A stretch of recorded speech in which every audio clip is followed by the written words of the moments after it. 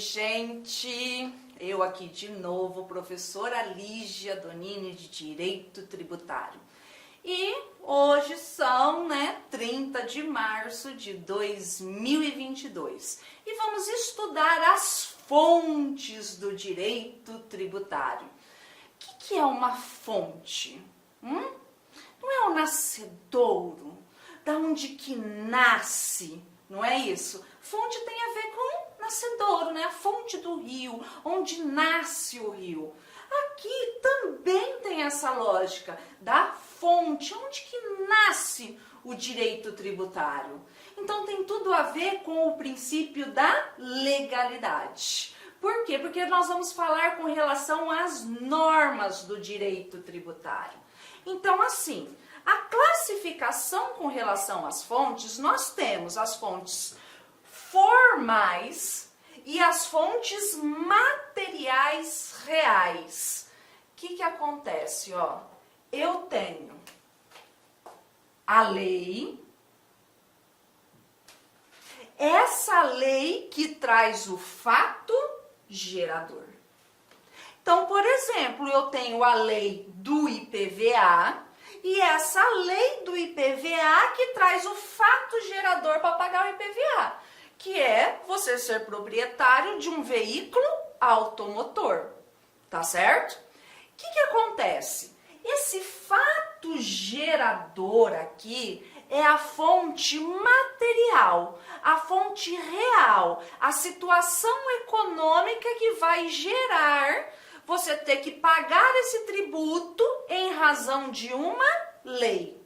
Então, a lei, a norma é a fonte formal. Nós não vamos estudar as fontes materiais agora, porque você estuda as fontes materiais quando você for estudar cada tributo de forma específica. Nós vamos olhar para as fontes formais, justamente as normas que regem o direito tributário, que regem as obrigações tributárias, os tributos, a relação jurídico-tributária. Dentro das fontes formais, nós temos uma subclassificação, que são as fontes primárias e principais e as fontes secundárias. A primeira, a maior fonte de tudo, é a Constituição Federal. É ela que manda no ordenamento jurídico. Então, a Constituição Federal traz para nós as limitações ao poder de tributar, por exemplo. Ela vem trazendo os princípios, as imunidades, ela traz a competência tributária, é ela que rege, é ela que manda. É a nossa fonte primária por excelência, a top de linha. Todo o resto do ordenamento jurídico precisa respeitar a Constituição Federal. Aí nós temos como fonte também as emendas constitucionais, feitas, pelo Constituinte derivado, pelas emendas constitucionais. Emenda constitucional é fonte? É fonte, ela modifica a Constituição Federal. Por exemplo, o princípio da anterioridade nonagesimal veio por meio de emenda. A contribuição de iluminação pública veio por meio de emenda, não é verdade? A imunidade da música veio por meio de emenda. A imunidade, a nova imunidade deste ano, da religião, quando locatário do imóvel, veio por meio de emenda. Então, emenda constitucional é, sim, fonte do direito tributário. Aí, seguindo, nós temos a lei complementar. Lembra que nós conversamos no princípio da legalidade? O que acontece? Regra geral, quando a gente fala em normas infraconstitucionais, regra geral, nós somos geridos por lei ordinária. Salvo quando a Constituição Federal falar, de forma explícita ou implícita em razão da interpretação da Constituição, é que vai ser lei complementar. Lembra, a gente não tem nem 200 leis complementares ainda, tá? Então, ela é para determinadas situações. E olha que interessante. Vocês sabiam que tem diferença na hora da gente ler o CTN, interpretar o CTN, quando ele fala lei em maiúsculo, lei em minúsculo e legislação? Como que você escreve Deus? Né? Você vai você vai fazer um texto e vai escrever Deus. Você escreve em letra maiúscula, né? Pois é, o CTN jura que é Deus. Ele jura que é Deus, porque toda vez que você encontrar lei em letra maiúscula no CTN, ele está se referindo a ele mesmo. Lei são as fontes formais principais, tá? Legislação é mais amplo, Eu tenho desde a Constituição Federal até aquela portariazinha, aquela instrução normativazinha. Professora, por que é interessante? Me dá um exemplo, por que é interessante eu distinguir lei de legislação? Por exemplo, uma obrigação principal, que é a de pagar o tributo, tem que ser instituída, criada pela lei adequada. Já uma obrigação acessória de fazer ou não fazer no interesse da arrecadação e da fiscalização do tributo, basta norma. Não precisa de lei. Pode ser por decreto, pode ser por portaria, pode ser por instrução normativa. Então, obrigação acessória, legislação. E o CTN traz o conceito de legislação. Aqui no artigo 96, olha o que ele fala. Legislação tributária compreende, isso aqui é uma norma interpretativa, compreende leis, tratados, convenções internacionais, os decretos e as normas complementares, lá do artigo 100. Então, legislação é fonte formal principal, mais fonte formal secundária. Beleza, e aí? Para que serve a lei complementar? Quando que ela é obrigatória? Por exemplo, para instituir, né, que a gente já conversou sobre isso também, o imposto sobre grandes fortunas, o empréstimo compulsório, as contribuições residuais, as contribuições sociais residuais e os impostos residuais, tá? Então, imposto sobre grande fortuna, empréstimo compulsório, impostos residuais e as contribuições sociais residuais. Obrigatoriamente precisa de lei complementar. Não pode por medida provisória, não pode por lei ordinária. Obrigatoriamente, lei complementar. Outra situação que nós temos aqui é com relação ao artigo 146 do CTN. Então, o que acontece aqui com o artigo 146 do CTN? Ele dispõe a obrigatoriedade aqui de lei complementar. Então, o que fala? Para dispor sobre conflitos de competência. Eu tô com dúvida se aquele serviço é ISS ou se aquele serviço é ICMS. Onde que vai ser dirimido isso? Por uma lei complementar. E onde que está essa lei complementar? É a 116, que é a lei do ISS, que é a norma geral do ISS. Regular as limitações constitucionais ao poder de tributar, que nós falamos quando a gente estudou com relação à imunidade. Então, o que acontece? Precisa de lei complementar para regular, para colocar a norma das necessidades das instituições de educação e assistência social sem fins lucrativos. Estabelecer normas gerais. Tá? Normas gerais. Prescrição precisa do quê? Lei complementar. Decadência precisa do quê? De lei complementar. Por isso que uma lei ordinária não pode modificar o prazo de prescrição e decadência aqui do direito tributário. sabe? A gente tinha na Lei 8.212 um prazo de 10 anos para contribuição previdenciária de uma lei ordinária. Foi considerada inconstitucional e veio sedimentar isso a súmula vinculante número 8, tá certo? A súmula vinculante número 8. Então tá lá, definição de tributos e suas espécies, bem como os impostos discriminados na Constituição e, respectivamente, fato gerador, base de cálculo, contribuinte. Vamos lá, ó. Vamos lá. Para existir, para ser instituído um tributo, lembram do princípio da legalidade? Eu preciso do quê? Eu preciso da lei adequada, certo? Essa lei adequada precisa do quê?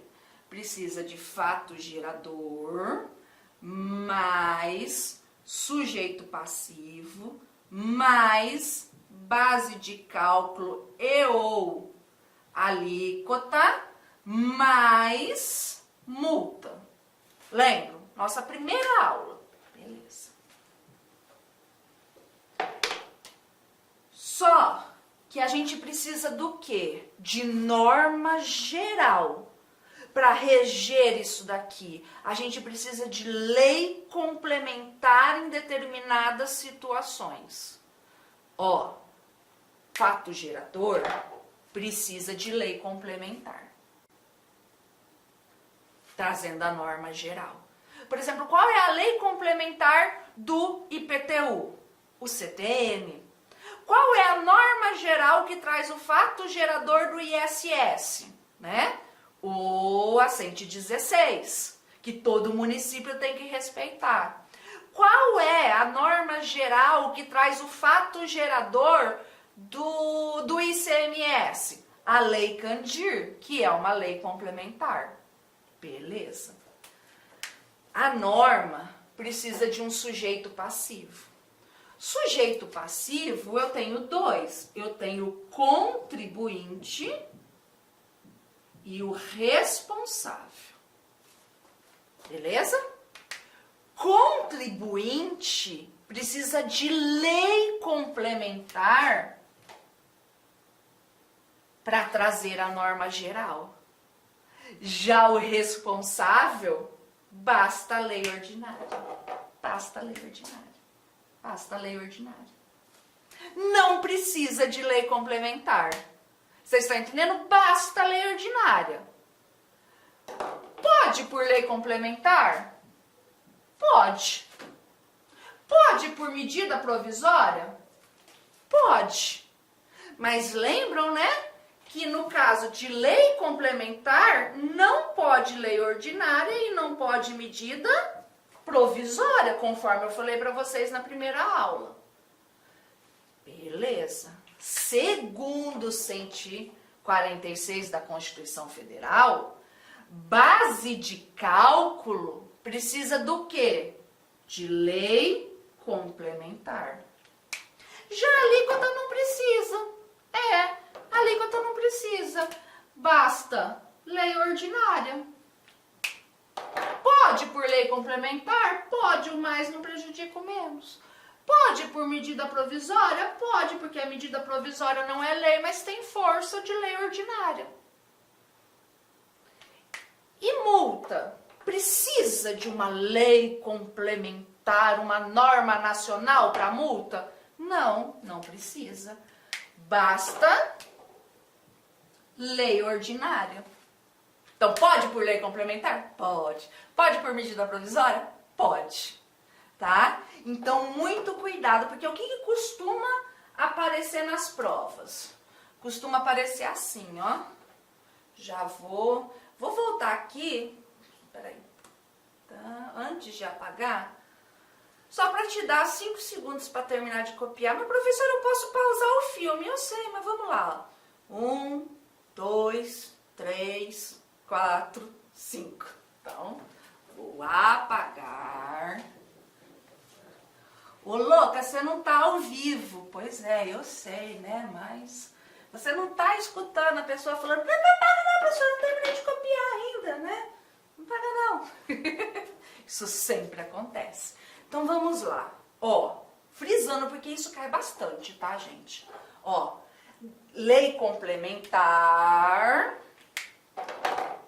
Lei complementar para estabelecer normas gerais com relação a fato gerador, base de cálculo e contribuinte. Acontece muito assim, ó. Cabe à lei complementar estabelecer normas gerais em matéria de legislação tributária, definição de tributos e suas espécies, bem como em relação aos impostos discriminados nessa Constituição, os dos respectivos fatos geradores, base de cálculo, alíquota e sujeito passivo. Tá errado. Porque não é todo sujeito passivo, é só o contribuinte. E a alíquota não precisa, só a base de cálculo. Então, muito cuidado. Obrigação, lançamento, crédito, prescrição e decadência.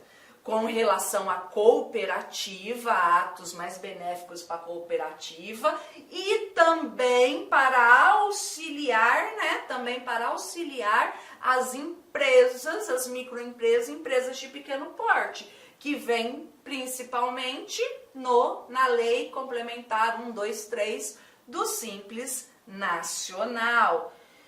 146A, que a lei complementar poderá estabelecer critérios especiais de tributação com o objetivo de prevenir desequilíbrio de concorrência, sem prejuízo da União, lei e assim por demais, que só tá aqui de bonito. A gente não tem essa situação na prática, pode cair o quê? Ctrl+C, Ctrl+V na sua prova, tá bom? Aí a próxima fonte que nós temos é a lei ordinária. Nossa, não tem nada aqui escrito da lei ordinária? Não, gente. Porque lei ordinária é o quê? Lei ordinária é a regra do sistema, sabe? A lei ordinária é a regra do sistema. Então, regra geral é gerido por lei ordinária, tá certo? Tem muito que a gente discutir a respeito disso. Agora, sabe uma coisa que está caindo bastante em concurso com relação a isso? É quanto aos tratados e convenções internacionais.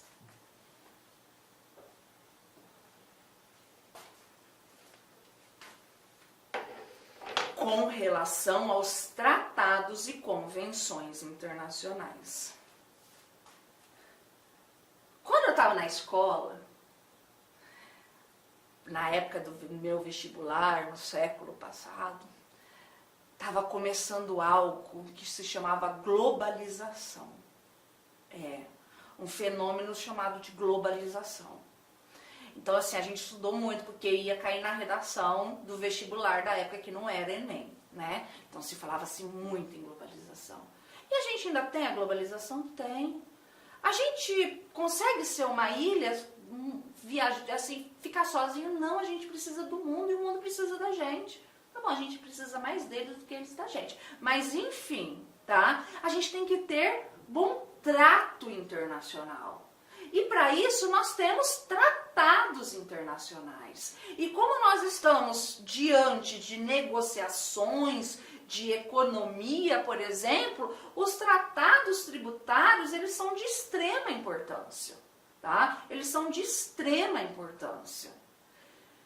Principalmente, não principalmente, mas assim, a gente precisa de tratado, lembra? Para poder barrar a bitributação internacional. E aí a gente precisa analisar o artigo 98 do CTN. O que fala o artigo 98 do CTN? Vamos lá, ó. O que ele está falando? Os tratados e as convenções internacionais revogam ou modificam a legislação tributária interna e serão observados pela que lhes sobrevenha. Como assim? Princípio da especialidade, aqui nós temos exemplo. Primeira coisa, os tratados e as convenções internacionais não revogam. Como assim, louca? Tá falando aqui que revoga. Não revoga. E eu vou te provar que não revoga. Então, na prova do concurso é assim, ó. É assim. Presta atenção. Seguinte afirmativa. Os tratados e convenções internacionais suspendem a legislação tributária interna. Certa resposta. Segundo o CTN, os tratados e convenções internacionais revogam a lei interna. Certa resposta, porque a banca quer a literalidade. Segundo o CTN, os tratados e convenções suspendem a legislação interna. Errado, porque a literalidade é revoga. Mas na prática, suspende. Vamos lá. Opa. Na prática, suspende. Quer ver? Ó.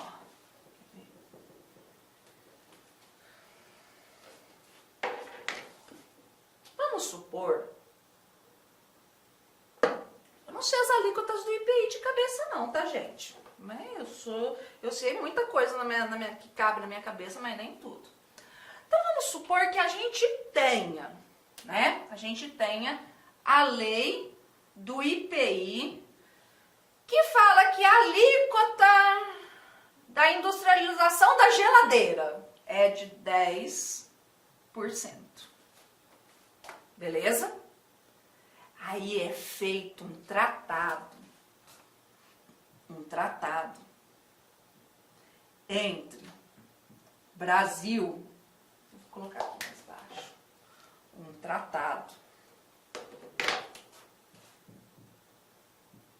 entre Brasil versus Estados Unidos, que fala que se o Brasil importar a geladeira fabricada nos Estados Unidos, a alíquota vai ser de 2%.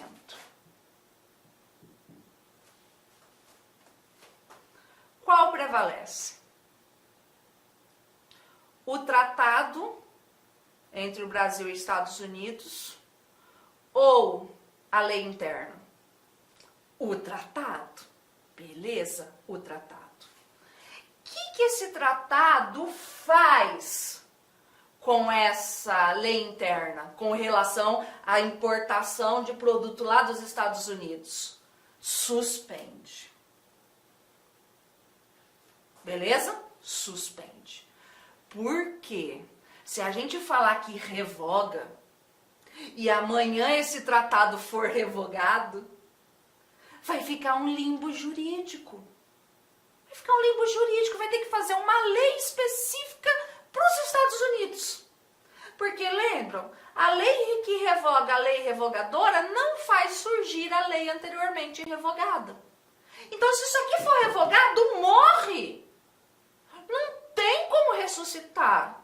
Tem que nascer de novo, vai ter que fazer uma lei própria para os Estados Unidos. Agora, se suspende e esse tratado for revogado, volta a valer a regra geral, porque aí sai da suspensão. Beleza? Agora vamos imaginar que depois mude esta lei aqui, mude a alíquota geral de geladeira. Passa a ser 15%. Só que esse tratado ainda está valendo. Qual vai prevalecer? A nova lei de 15%, a lei mais recente ou a lei especial? Vai prevalecer a lei especial, vai prevalecer a norma especial, vai prevalecer o tratado. Tá vendo que eu justamente fiz de propósito esse esqueminha, deixei ele aqui em cima, né? E essas daqui aqui embaixo, ou seja, quem manda? Não forma uma pirâmide? Pirâmide de Kelsey, entre aspas, quem manda? O tratado. Quem manda é o tratado. Vamos ler de novo? Ah, por que você fica lendo? Eu só leio o artigo porque eu acho que é importante ler. Vamos ler de novo? Aqui, ó. Os tratados e as convenções internacionais, na realidade, suspendem a legislação tributária interna e serão observados, então é ele que vai valer pelas que lhe sobrevenham. Mesmo depois que mudar a lei regrona, é ele que vai prevalecer. Beleza? Tá certo? Então, na prática, suspende. Segundo o CTN, revoga. Beleza. O que acontece? O presidente da República vai lá e ratifica um tratado, certo? É privativo do presidente celebrar tratado, é privativo dele celebrar tratados. Mas aí ele foi lá, ratificou, assinou, tá tudo bem, tudo de boa, já tá valendo? Não! Precisa passar pelo Congresso Nacional. É o Congresso Nacional que vai trazer aquele tratado para nossa ordem interna, por meio de um decreto do Congresso. Tá certo? Beleza. Vamos imaginar o seguinte.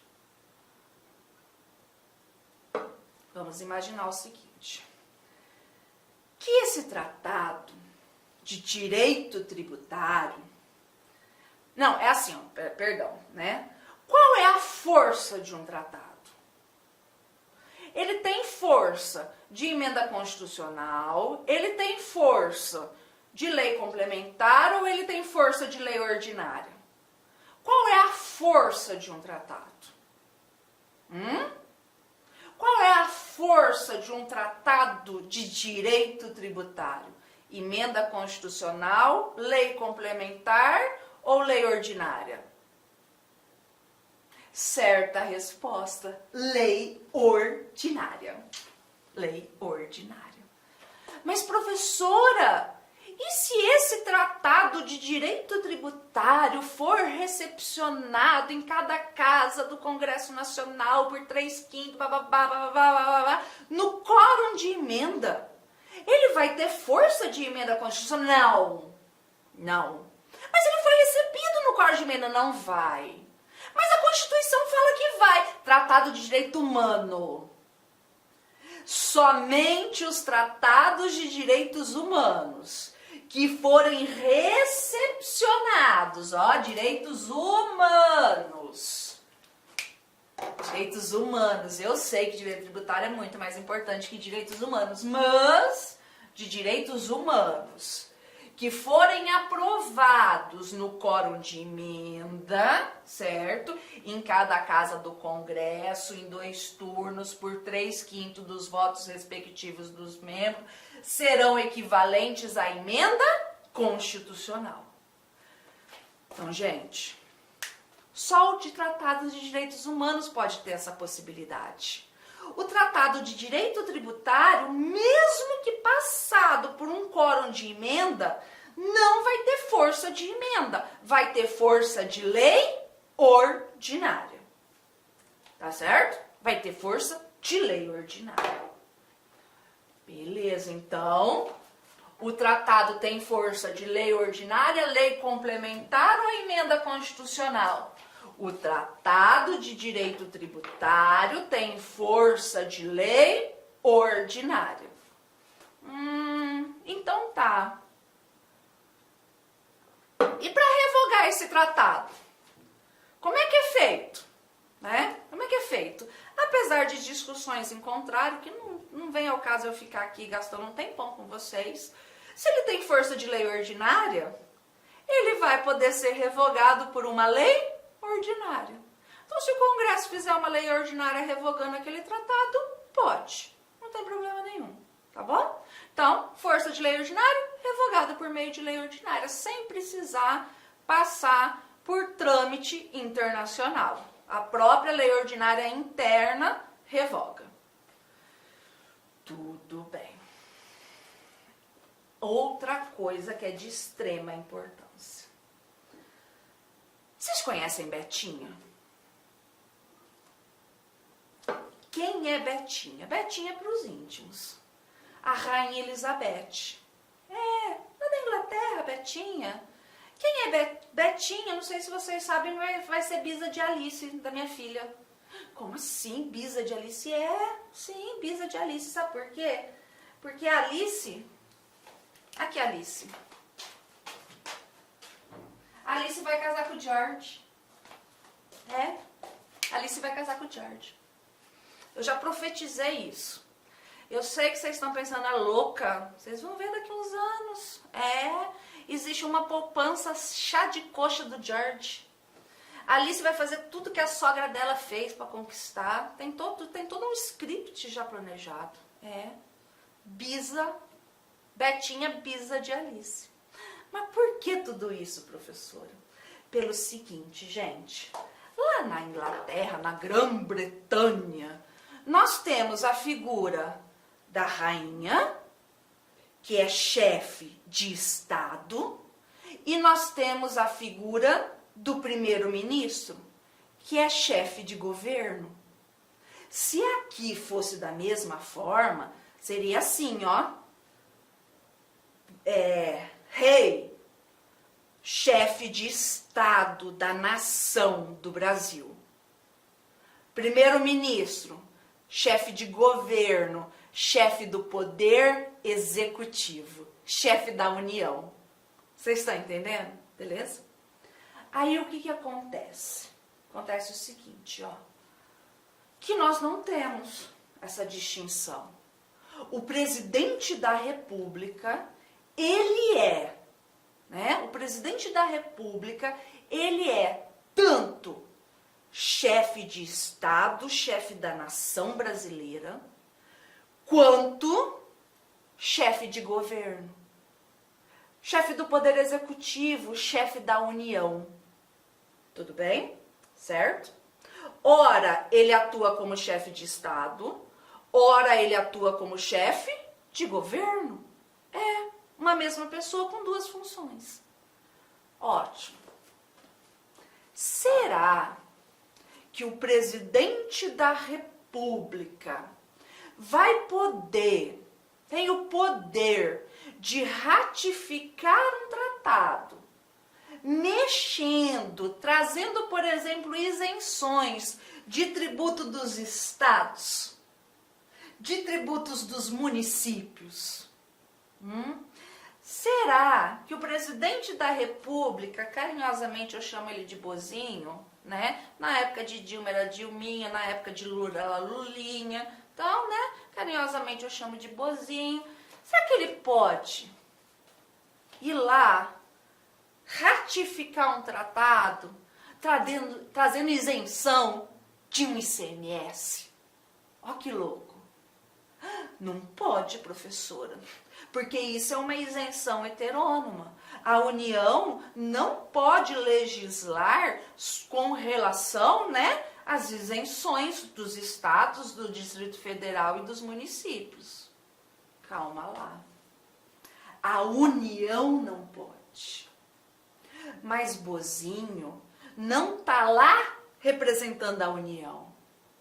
Está lá representando o Brasil, a nação brasileira. E o Brasil acima de tudo e de todos, inclusive da competência tributária. Eu sabia que esse slogan um dia servir para alguma coisa. Brasil acima de tudo e de todos, inclusive da competência tributária. Então, o presidente da República, quando está lá ratificando um tratado, ele não é a União, ele é a nação, ele é o Brasil. Por isso que sim, um tratado ou uma convenção internacional pode trazer benefícios fiscais, isenções para tributos dos estados, do Distrito Federal e do município. Pois o presidente da República, ao ratificá-lo, ele é chefe de Estado e não chefe de governo. chefe de Estado do Brasil e não chefe de governo da União. Beleza? Tá? E aí, o Estado e o município pode revogar esse tratado? Não, né, gente? Não pode. Tá bom? Isso cai muito. E esse entendimento você tira quando você olha para essa súmula antiga, mas ainda com eficácia. E aqui é um exemplo para quem quiser entrar na internet, né?